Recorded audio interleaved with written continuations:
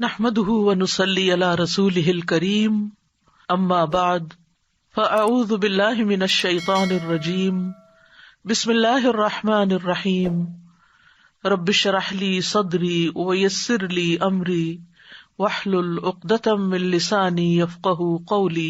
آج ہم انشاءاللہ والدین کے لیے دعاؤں کے بارے میں بات کریں گے کہ ہم کس طرح ان کے لیے بہترین دعائیں کر سکتے ہیں، کیونکہ والدین وہ ہستی ہیں جن کے احسانات ہم پر سب سے زیادہ ہیں۔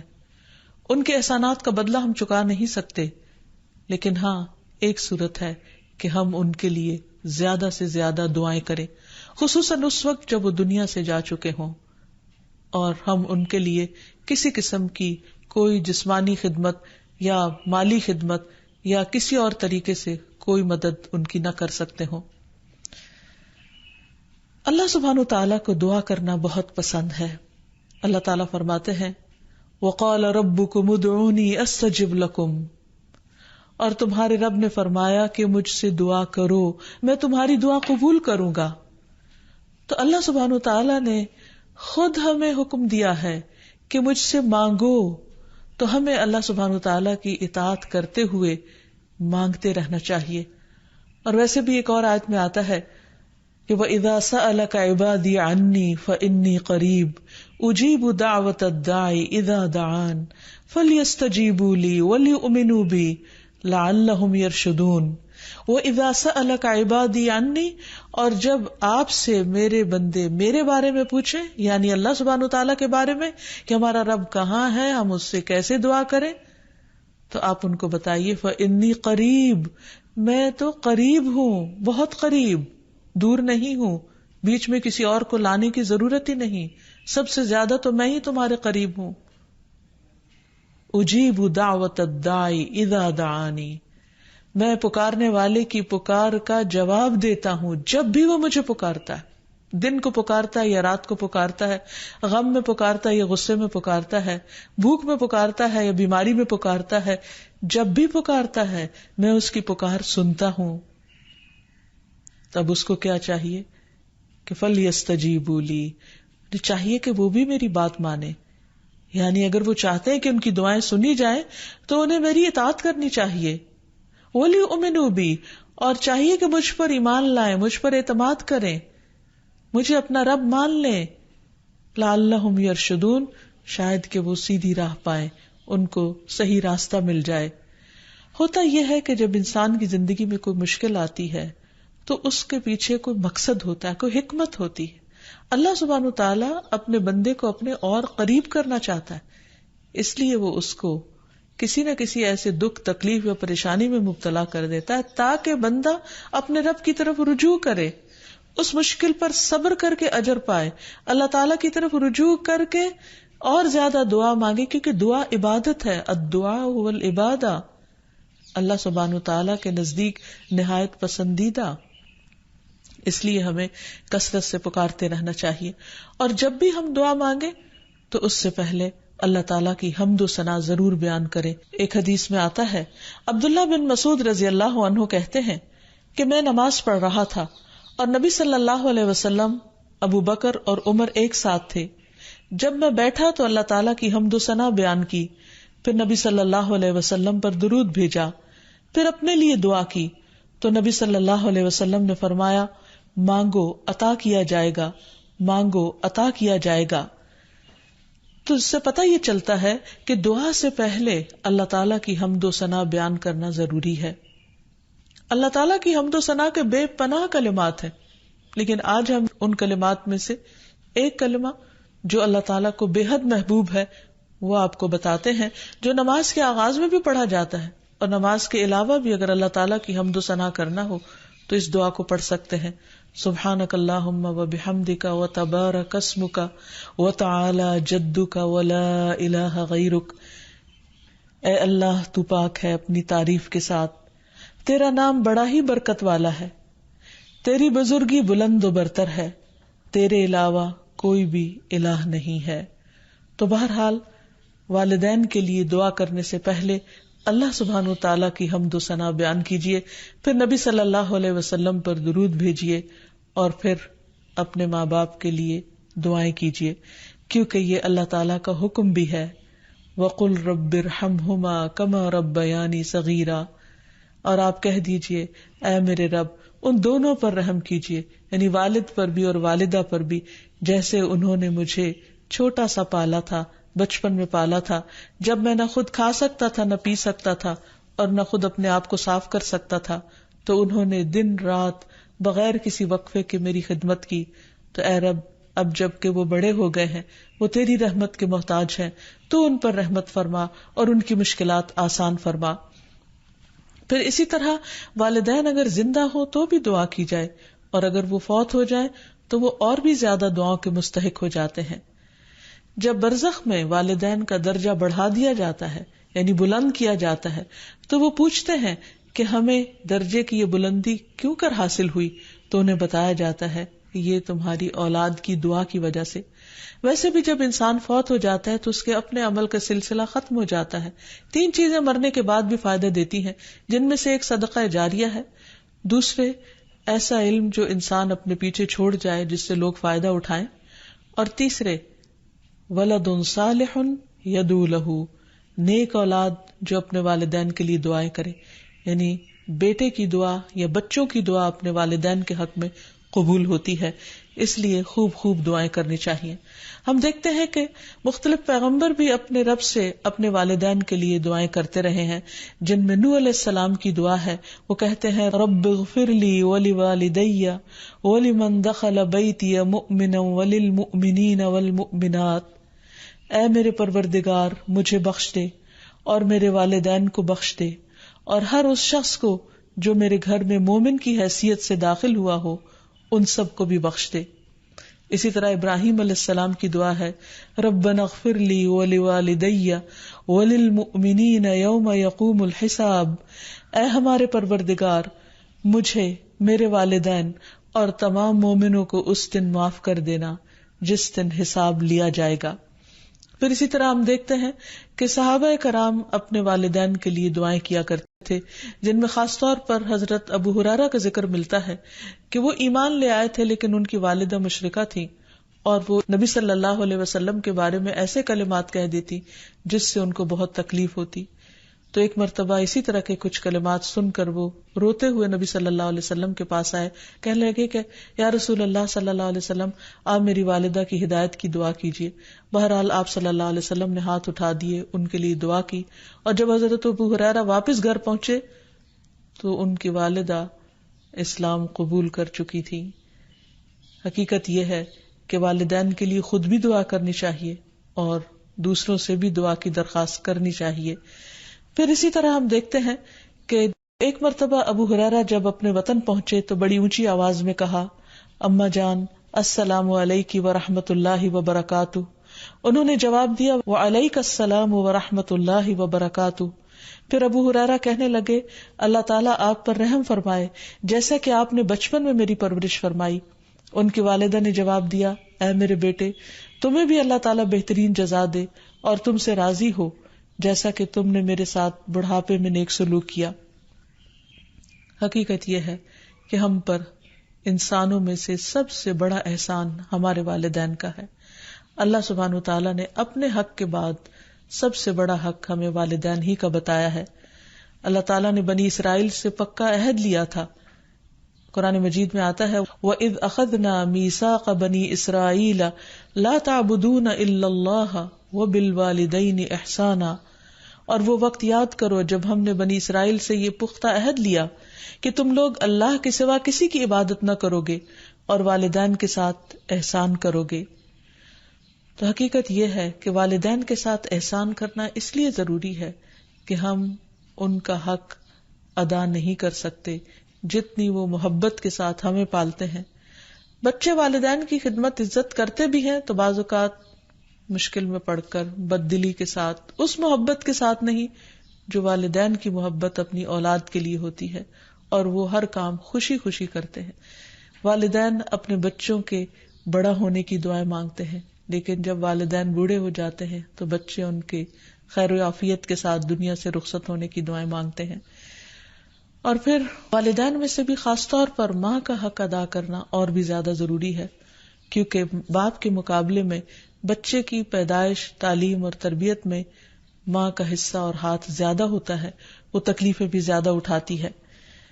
اور والدین کے لیے دعائیں کرنے کے ساتھ ساتھ ان کے ساتھ ادب اور احترام کا سلوک بھی کرنا چاہیے، خواہ وہ مسلمان نہ بھی ہوں، خواہ وہ اللہ تعالیٰ کے فرما بردار نہ بھی ہوں.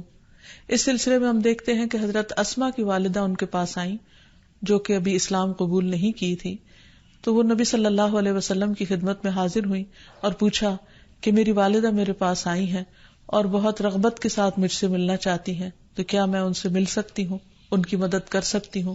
تو آپ نے فرمایا تھا صلی امکی، تم اپنی ماں کے ساتھ صلہ رحمی کرو. اس بارے میں اللہ سبحانہ وتعالیٰ قرآن مجید میں بھی حکم دیتے ہیں کہ اگر وَإِن جَاهَدَاكَ عَلَىٰ أَن تُشْرِكَ بِي مَا لَيْسَ لَكَ بِهِ عِلْمٌ فَلَا تُطِعْهُمَا وَصَاحِبْهُمَا فِي الدُّنْيَا مَعْرُوفًا، کہ اگر وہ تجھ پر دباؤ ڈالیں کہ تو میرے ساتھ کسی ایسی چیز کو شریک بنائے جس کا تجھے کچھ علم نہیں، تو تم ان کا کہنا نہ ماننا، البتہ دنیاوی معاملات میں ان کے ساتھ بھلا سلوک کرنا، ان کے ساتھ بھلائی کے ساتھ رفاقت کرنا، یعنی عمدہ طریقے سے، اچھے طریقے سے زندگی بسر کرنا. پھر اسی طرح خاص طور پر والدین کے ساتھ نرم سلوک کرنے کا حکم دیا گیا، کیونکہ والدین جو عمر میں بڑے ہوتے چلے جاتے ہیں یا جس طرح ان کی قربانیاں زیادہ ہوتی ہیں تو وہ اپنی اولاد سے زیادہ ایکسپیکٹ بھی کرتے ہیں، تو انہیں بچوں کی طرف سے ملنے والی چھوٹی سی تکلیف بھی بہت ناگوار ہوتی ہے. تو اس لیے خاص طور پر ایکسٹرا کیئر کی ضرورت ہے والدین کے ساتھ معاملہ کرتے وقت، یعنی گفتگو میں بھی، پوسچر میں، رویے میں، معاملے میں، ہر چیز میں نرمی برتنے کی ضرورت ہے. اس سلسلے میں اللہ تعالیٰ فرماتے ہیں وَاخْفِضْ لَهُمَا جَنَاحَ الذُّلِّ مِنَ الرَّحْمَةِ وَقُلْ رَبِّ ارْحَمْهُمَا كَمَا رَبَّيَانِي صَغِيرًا، اور ان پر رحم کرتے ہوئے انکساری کے ساتھ ان کے آگے جھکے رہو اور ان کے حق میں دعا کرو کہ اے میرے رب ان پر رحم فرما جیسا کہ انہوں نے بچپن میں مجھے محبت اور شفقت کے ساتھ پالا تھا. اس سلسلے میں ہمیں ایک روایت میں یہ بھی ملتا ہے، عبداللہ بن مسعود کہتے ہیں کہ ایک شخص نے نبی صلی اللہ علیہ وسلم سے پوچھا کہ کون سا عمل سب سے افضل ہے؟ آپ نے فرمایا وقت پر نماز پڑھنا اور والدین کے ساتھ نیکی کرنا، پھر اللہ کے راستے میں جہاد کرنا. یعنی سب سے پہلا کام نماز، اور پھر انسانوں میں سے والدین کے ساتھ حسن سلوک. لیکن عام طور پر والدین کو اولاد کے ساتھ شکایت ہی رہتی ہے، کیونکہ بعض اوقات لوگ نماز بھی پڑھ لیتے ہیں، صدقہ خیرات بھی کر لیتے ہیں، لوگوں کے ساتھ اچھی طرح بھی معاملہ کر لیتے ہیں، لیکن والدین کے ساتھ ان کا وہ شفقت اور محبت کا معاملہ نہیں ہوتا جس کو وہ ڈیزرو کرتے ہیں. آپ دیکھیں کہ آیت میں کتنی تاکید کے ساتھ کہا جا رہا ہے کہ وَاخْفِضْ لَهُمَا جَنَاحَ الذُّلِّ، کہ تم اپنے پر یعنی اپنے کندھے ان کے سامنے عاجزی اور انکساری کے ساتھ جھکا کے رکھو. یعنی جب ان کے سامنے بیٹھو یا کھڑے ہو یا بات کرو تو اس وقت بھی تمہارے اندر ایک خاص قسم کا جھکاؤ ہونا چاہیے. پھر اسی طرح یہ ہے کہ والدین کو اف تک کہنے کی اجازت نہیں. بعض اوقات انسان کا اپنے والدین کے ساتھ ڈس ایگریمنٹ ہو جاتا ہے، کسی بات پر اختلاف ہو سکتا ہے، وہ دین کا معاملہ ہو سکتا ہے، وہ دنیا کا معاملہ ہو سکتا ہے، وہ سوچ کا فرق ہو سکتا ہے، وہ جنریشن گیپ ہو سکتا ہے، وہ کوئی بھی چیز ہو سکتی، لیکن اس میں اولاد کو یہ حق نہیں دیا گیا کہ وہ والدین کے ساتھ بدتمیزی کرے. ہمارے دین نے ہمیں یہ سکھایا ہے کہ وَلَا تَقُلْ لَهُمَا أُفٍّ وَلَا تَنْهَرْهُمَا، کہ تم ان کو اف تک نہ کہو اور ان سے ڈانٹ کر بات نہ کرو. وَقُلْ لَهُمَا قَوْلًا كَرِيمًا، اور ان کے ساتھ جب بات کرو تو بہت عزت کے ساتھ کرو، احترام کے ساتھ کرو. پھر اسی طرح ان کے ساتھ سختی سے بات نہ کی جائے، ان کا نافرمان نہ بنا جائے، جیسے اللہ سبحانہ وتعالیٰ نے یحییٰ علیہ السلام کو یہ حکم دیا تھا، یا یحییٰ خذ الکتاب بقوہ وآتیناہ الحکم صبیا وحنانا من لدنا وزکاۃ وکان تقیا وبرا بوالدیہ ولم یکن جبارا عصیا. اللہ تعالیٰ نے یحییٰ علیہ السلام کو بچپن میں ہی حکم دیا کہ اے یحییٰ کتاب کو یعنی تورات کو مضبوطی سے پکڑ لو، اس پر مضبوطی سے عمل پیرا ہو جاؤ. اور ہم نے اسے بچپن میں ہی قوت فیصلہ عطا کی، اور ہم نے اسے اپنی مہربانی سے نرم دل اور پاک سیرت بنایا، اور وہ فی الواقع پرہیزگار تھے اور اپنے والدین سے ہمیشہ اچھا سلوک کرتے تھے. یہ قرآن مجید کی گواہی. اور کسی وقت بھی جابر اور نافرمان نہ ہوئے، یعنی انہوں نے کبھی بھی اپنے والدین کے ساتھ بدتمیزی نہیں کی، سختی نہیں کی، بد اخلاقی نہیں کی. پھر اسی طرح والدین کی نافرمانی کو حرام بھی قرار دیا گیا. حدیث میں آتا ہے کہ ان اللہ حرم علیکم عقوق الامہات، اللہ نے تم پر ماؤں کی نافرمانی کو حرام قرار دیا ہے. پھر اسی طرح ایک اور حدیث میں آتا ہے کہ اللہ تعالیٰ کی رضامندی باپ کی رضامندی میں ہے اور اللہ کی ناراضگی باپ کی ناراضگی میں ہے. اس لیے والد کا حق ادا کرنا بھی ماں کے ساتھ ساتھ بہت ضروری ہے، اور والدین کا حق ادا نہ کرنا کبیرہ گناہوں میں شمار ہوتا ہے. اور کبیرہ گناہ وہ ہیں کہ جن پر اگر انسان توبہ کیے بغیر مر گیا تو قیامت کے دن سخت پکڑ ہوگی. اور اسی طرح والدین کو رلانا بھی کبیرہ گناہ ہے، ان کو گالی دینا کبیرہ گناہ ہے. پھر اسی طرح والدین تو وہ ہستی ہیں کہ جن کے لیے دعاؤں کے ساتھ ساتھ ان کی طرف سے صدقہ خیرات کرنا بھی خصوصاً ان کے زندگی کے بعد بہت فائدہ مند ہے. انسان کو اگر زندگی میں کچھ مشکل پیش آئے، اپنے بچوں کی طرف سے کوئی پریشانی ہو، یا اپنی صحت کی طرف سے، یا کاروبار اور روزگار میں اگر کوئی پریشانی ہو، تو اس وقت انسان کو اپنے والدین کے ساتھ حسن سلوک کرنا چاہیے. یہ ان نیکیوں میں سے ہے جس کی وجہ سے انسان کی مشکل بہت جلد حل ہو جاتی ہے. اور خصوصاً صدقہ دیتے وقت والدین کی طرف سے، یعنی ان کو ثواب پہنچانے کی نیت سے صدقہ کیا جائے. اس سلسلے میں ہم دیکھتے ہیں ایک آدمی نے نبی صلی اللہ علیہ وسلم سے عرض کیا، میرے والد فوت ہو گئے ہیں اور انہوں نے مال چھوڑا ہے لیکن وصیت نہیں کی، تو کیا میں ان کی طرف سے صدقہ کروں تو ان کے گناہ معاف کر دیے جائیں گے؟ آپ نے فرمایا ہاں. اسی طرح حضرت عائشہ سے روایت ہے کہ ایک آدمی نبی صلی اللہ علیہ وسلم کے پاس آیا اور عرض کی کہ یا رسول اللہ، میری والدہ بغیر وصیت کے فوت ہو گئی ہیں اور میرا گمان ہے کہ اگر وہ بات کرتی تو صدقہ کرتی، اگر میں ان کی طرف سے صدقہ کروں تو کیا ان کو اجر ملے گا؟ آپ نے فرمایا کہ ہاں.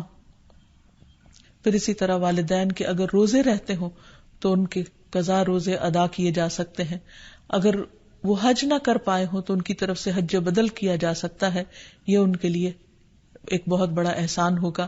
پھر اسی طرح ان کی نظر پوری کی جا سکتی ہے کہ اگر انہوں نے زندگی میں کسی سے کوئی وعدہ کیا ہو اور وہ اسے پورا نہ کر سکے ہو، اللہ تعالیٰ کے لیے کوئی نظر مانی ہو اور اسے پورا نہ کر سکے ہو، تو اس کو ادا کر دیا جائے. تو خلاصہ یہ ہے کہ انسان اپنے والدین کے ساتھ جو احسان کر سکتا ہے اس میں جب وہ زندہ ہوں تو ان کا دل خوش کرے، ان کی خدمت کرے، ان پر اپنا مال خرچ کرے، ان کی اطاعت اور فرما برداری کرے، خواہ وہ اللہ کے فرما بردار ہوں یا نہ ہوں، ان کے ساتھ حسن سلوک کرتا رہے. جب وہ فوت ہو جائے تو ان کی طرف سے صدقہ خیرات کرے، والدین کے دوستوں کے ساتھ حسن سلوک کرے، اور اس کے ساتھ ساتھ ان کے لیے خوب خوب دعائیں کرے. اور خصوصاً یہ مختصر سی دعا جو اللہ سبحانہ وتعالیٰ نے خود حکم دیا ہے کرنے کو، رب ارحمہما کما ربیانی صغیرا، اس دعا کی خوب خوب تکرار کرے اور ان کی بخشش کی بھی دعا کرے. دعائیں کریں، دن رات دعائیں کریں، لیکن آپ صورت نہیں دے سکتے ان کو. بالکل یہ میں آج قرآن پڑھا تو آج کا فلاں کے لیے، آج کا فلاں کے، یہ نہیں ہو سکتا. یہ آپ ہی کے لیے. نماز بھی نہیں کر سکتے کہ یہ میرے 2 نفل فلاں کے لیے، کوئی دلیل نہیں اس کی سنت میں. مالی عبادات جو ہیں اور ٹو سم ایکسٹینٹ جسمانی، جیسے روزہ وغیرہ، حج ہے، وہ تو ہیں، لیکن پیورلی جو جسمانی ہے جیسے نماز ہے، یہ قرآن پڑھنا ہے، وہ نہیں. اس سے قیاس کیا جاتا ہے کہ حج کر سکتے تو عمرہ بدل بھی ہوتا ہے تو طواف بھی وہ اس سینس میں ہو جاتا ہے. صدقہ جاریہ اس لیے ہوگا کہ انہوں نے آپ کو پڑھایا لکھایا، تو وہ صدقہ جاریہ ان کے لیے بن جائے گا. اولاد جو کام نیک کرتی ہے وہ ماں باپ کو ملتے ہیں، لیکن آپ یہ نہیں کر سکتے، جو بھی پڑھیں گے آپ یہ نہیں کر سکتے قل هو اللہ ان کے لیے اور قل اعوذ برب الفلق میرے لیے، یہ نہیں. وہ بھی ان کے لیے اور دوسری بھی ان کے لیے، سب ملے گا ان کو کیونکہ آپ پڑھ رہی ہیں. یعنی آپ یہ نہیں کہہ سکتے کہ یہ سورت کے اتنے حرف کی جو اتنے 1000 نیکیاں بنتی ہیں وہ نیکیاں میرے بجائے فلاں کو مل جائیں. یہ کر سکتے کہ سورت پڑھنے کے بعد جو دعا کی قبولیت کا وقت ہے آپ اس میں ان کے لیے دعا کریں. جی کسی کی نماز نہیں پڑھی جا سکتی. جی کیونکہ کہیں کوئی حدیث ایسی نہیں ہے کہ جب کوئی فوت ہو جائے تو تم اس کی نماز پڑھ دو. روزے کا ملتا ہے ہمیں، ہم رکھ سکتے ہیں، نماز کا نہیں. نماز ایک ایسی عبادت ہے، ایسا فریضہ ہے جو ہر بندے کو اپنے لیے خود ہی کرنا ہے، اور اگر کوئی اپنے لیے نہیں کر کے گیا تو آپ اسے پڑھ کے نہیں دے سکتے. ورنہ تو کیا ہوتا، آپ ایک سرونٹ رکھ لیتے نمازوں کے لیے، جن کے پاس پیسے ہوں وہ کیا کرے, ایک بندہ ہائر کرے اور کہے تمہاری ڈیوٹی ہے میری روز کی 5 نمازیں پڑھنا. تو کیا یہ کیا جا سکتا؟ زندگی میں بھی کوئی آپ کے لیے پڑھ سکتا ہے؟ نہیں. لیکن صدقہ زندگی میں بھی کوئی آپ کی طرف سے دے سکتا ہے, مرنے کے بعد بھی دے سکتا ہے. ٹھیک ہے, آپ کو سکھایا ہوا علم زندگی میں بھی آپ کے کوئی آگے سکھا سکتا ہے, بعد میں بھی سکھا سکتا. لیکن یہ طریقہ جو ہے یہ درست نہیں ہے کہ کوئی میری نماز پڑھ دے, کوئی میرا قرآن پڑھ دے, کوئی میری ذکر کر دے اور کوئی میری دعا کر دے اور میں صرف دنیا میں عیش کروں. یہ نہیں, کیونکہ عبادت کے لیے آپ پیدا کیے گئے اور آپ نے خود نہیں کی اور اوروں سے کراتے رہے. بخشش کے لیے لوگوں کو سپارے بانٹ کے ان سے قرآن ختم کروانا, اس کی کوئی دلیل نہیں. قرآن جو ہے وہ ہدایت کی کتاب ہے, ٹھیک ہے, اس کو پڑھنے سے ثواب ملتا ہے, لیکن اسی کو ملے گا جو پڑھے گا. اور پھر یہ کہ قرآن کہتا ہے کہ فقرؤ ما تیسر منہ, جو آسانی سے پڑھ سکو اتنا پڑھو. اور جب ہم کسی کو کہتے ہیں 10 سپارے تم پڑھ دو, 5 تم پڑھ دو, ایون ایک بھی, اور اس بیچارے کو پڑھنا نہیں آتا تو پھر وہ کیا پڑھے گا؟ اور اس میں کیا کیا خرابیاں ہوتی ہیں جب قرآن خوانی کی جا رہی ہوتی ہے, یعنی کہ کوئی ادھر سے پڑھ رہا ہے صفحہ کو ادھر سے, مجبوری کے مارے ختم کی فکر ہے, ساری توجہ اس پر تھی کہ ختم کر کے نمبر بتا دے کہ اتنے ہو گئے, اس کا بھی دکھاوا. نبی صلی اللہ علیہ وسلم نے فرمایا قرآن مجید اس وقت تک پڑھو جب تک اس میں دل لگے, جب دل اچاٹ ہونے لگے تو پڑھنا بند کر دو. یعنی کہ دل ہی نہ لگے کسی وقت آپ کا, مطلب یہ کہ ایک پوری منزل آپ نے پڑھ لی, 10 سپارے پڑھ لیے, آپ تھک گئے تو بس اب بس کر دو. دین بالکل واضح ہے, سفید روشن دن کی طرح.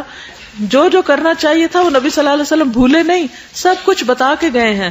ہمارا کام ہے اس کو زندہ کریں, اس پر عمل کریں, نہ کہ جو انہوں نے نہیں کیا وہ اپنے سے شروع کر کے مجرم بنے. تو ان چیزوں سے بچنے کی ضرورت ہے.